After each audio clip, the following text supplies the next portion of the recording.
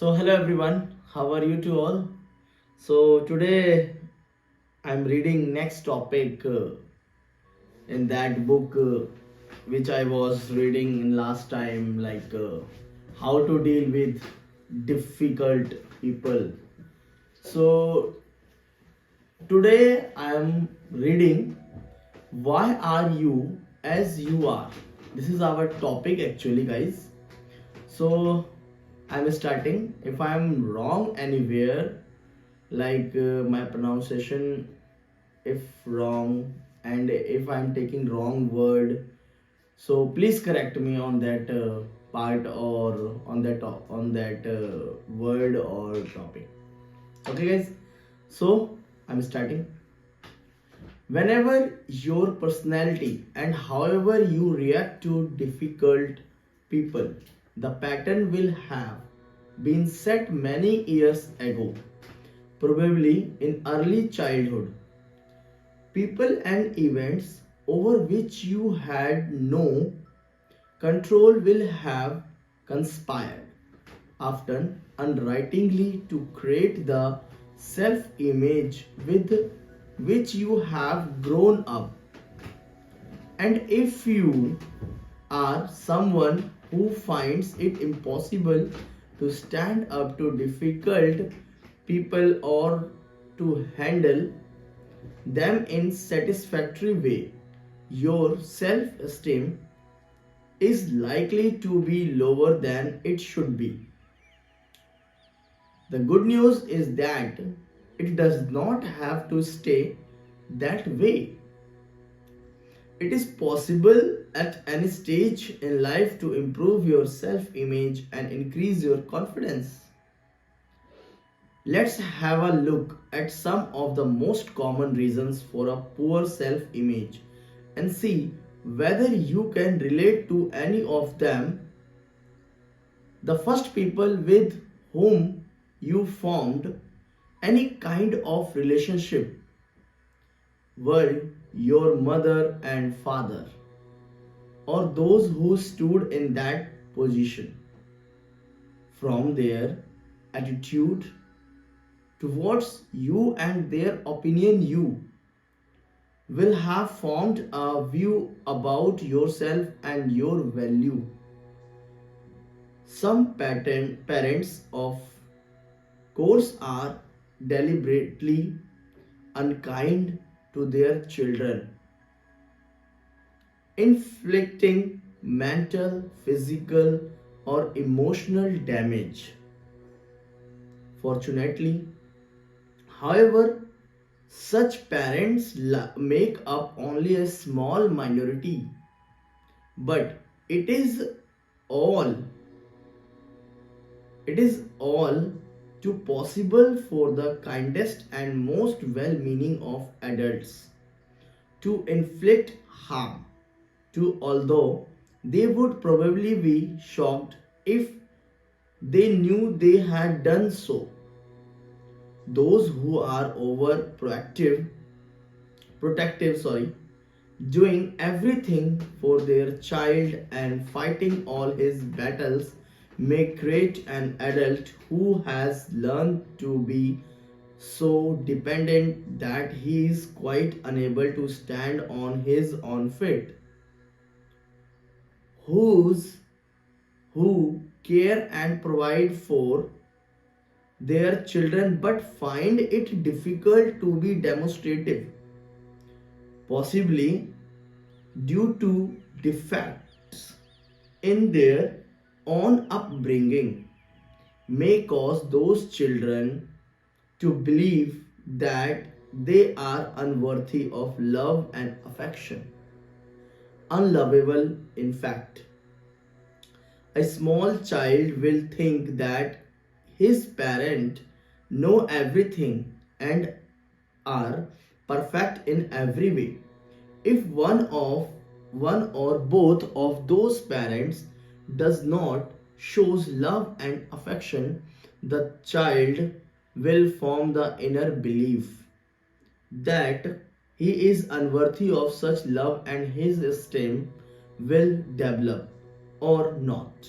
Accordingly, similarly, The adult who thinks he will spur his child on by telling him what he is stupid or could do much better will in fact demolish demolish the poor child's belief in himself and his abilities until he either refuses to try or sets about everything in so half-hearted a fashion that he is bound to fail, thereby reinforcing the already negative self-image. There may be elements in a child's upbringing that are fault, no one's fault, but that still have a traumatic effect on his belief in himself. If one of these wonderful parents leaves home or is away for any length of time, a child will usually believe that he is to blame and that had he been better, the family could have remained complete. I have had more than one patient, now adult, who can accept logically that he or she not responsible for one parent leaving the family home, but who still finds it's difficult to come to terms emotionally with the guilt experienced. Sometimes the parting is quite unintentional. Perhaps one parent has to go away from to work, goes into hospital or even dies. It's not all that long ago that a whole generation of fathers left home because they were conscripted to fight a war. The logical explanation for the leave taking does not seem to make difference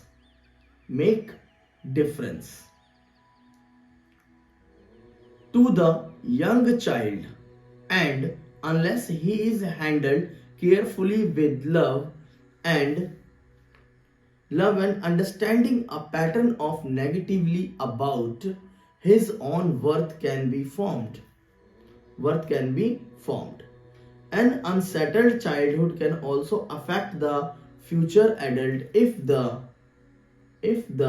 family moved home frequently during the early years so that the child is compelled to go to new school and find new friends at regular interval. That is correct. He may grow up to find it difficult to form relationship with others. Exactly. Then when he looks around and see, as it seems to him, that no one else has this problem, he feels interior and inadequate where other people are concerned. There are some children who sail happily through life at boarding school, but there are others who find it lonely, frightening, and distressing. If you were part of the latter group, the traumatic effect of being sent away for so much of the time can last well beyond school days. We are all programmed in some way, sometimes positively and sometimes negatively. If a child is told often enough, you will never be as clever as your sister. We know that is not a good word. that statement will become she truth. Think of all the people who claim I could never learn to quick Spanish. I am useless at languages. The truth is that provided they have no real learning problems, there is no reason at all why they could not learn another language. If they wish to do so, after all, had they been born in Madrid, they would have been chattering away in that tongue from the age of 1 or 2. Every time any one of us repeats a negative statement about ourselves, whether we say it aloud or simply think it, we are reinforcing this negative programming. Negative programming. But if negative programming works, surely positive programming must work too. I will note that right. I will note this line. If negative programming works, then my dear friends, surely positive programming will work, must work also too. The process is the name, only the words or thoughts change. Just as it is possible to re-record over an audio or video, cassettes or a computer disk, you can re-record. You can re-record over past programming, thereby bringing about a change in your own self-image. Why should you bother? This question is for me.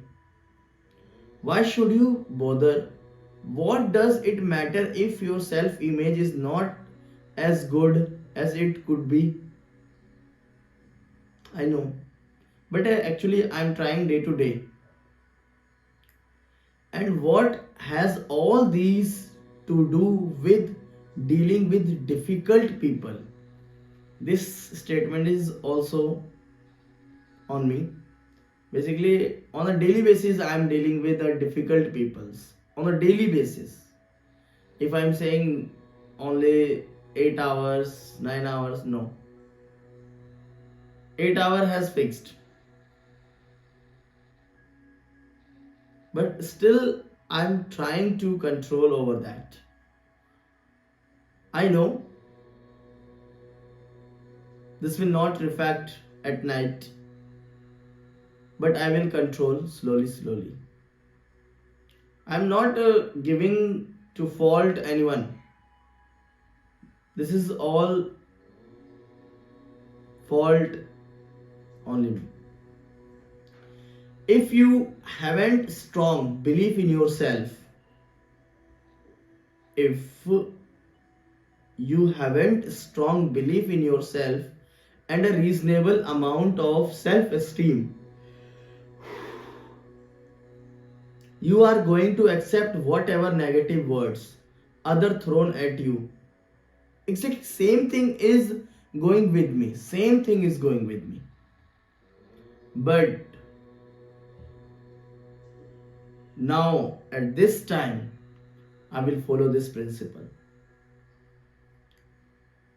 And if you are accept these words without question and without seeing the reality of the situation, you are going to be unable to respond as you should in order to cope with the situation. So I'm taking promise from now. If anyone will give me negative words, then first I will think, I will ask, then I will respond. Think before act. I will follow this procedure. Thank you so much. Please help me. Please help me. Please help me.